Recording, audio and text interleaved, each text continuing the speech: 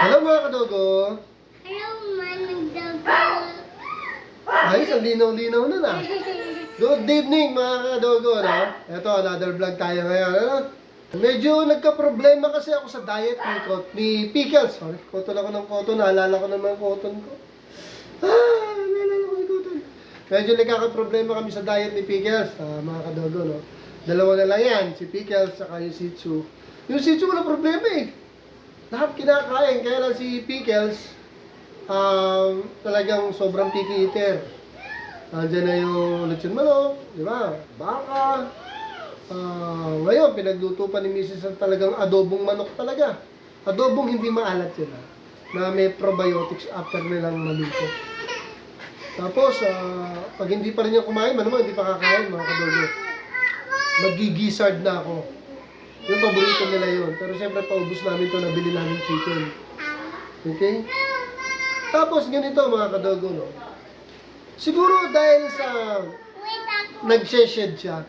Pag nag-shed kasi ang aso, masakit katawan yan eh. Nagpapalit ang balayibo yan eh. Yun yun, kaya sobra siyang magiging picky eater. Yun siguro yun, and for sure yun. Kasi after niyan, after na gumanda ang coat niyan, di ba, yan na yun na maglalandi na yan. Lakas nilang kumain nun eh, lalo na pag nabuntis na, or sa process ng stud session, malakas kumain niya.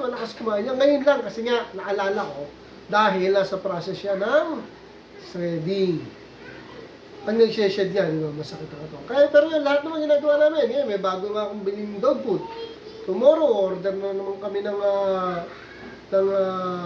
lechon manok. Pero ngayon, adobo.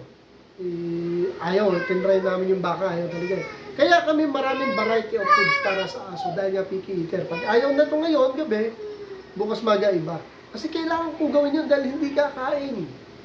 Hindi siya kakain. Ganun talaga, nagbe-breed tayo. Ganun talaga, nag-aalaga tayo ng aso. Siyempre, bibigay natin kung ano yung dapat. At karapat-dapat para sa pangangailangan nila. Di ba po? Ito, kahit ano kinakain, di picky eater to. Hello ka? Hello. Hello, Lola Lolit. Sabi mo, hello, Lola Lolit. Hello. Hello, Lola Lolit. So, ayan mga kadogo, yun na lang kinontent ko ngayon dahil talagang nahihirapan ako. Ang hirap pag-adjust ng pagkain ni Pickles. Kaya lahat na lang ginagawa. Si Mrs. napapakamot na nga lang. Dahil kung ano-anong binibigay nilang supply sa aso, hindi ko makain.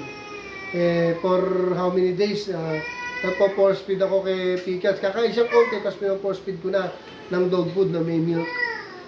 Ayoko namang masanay ng ganon dahil syempre, iba yung natural na kain. Kaya ito, dinadaan namin sa iba-ibang variety ng pagkain.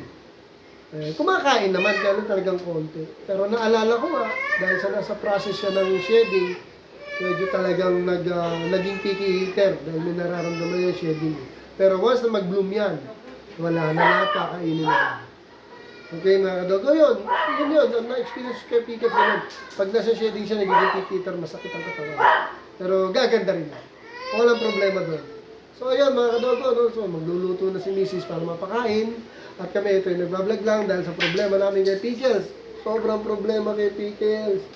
Pero yung tinapay nito ay naagaw. Pero pag pakakainin ayaw, ayaw ko bakit ganun. Si Pickles na lang kainin natin.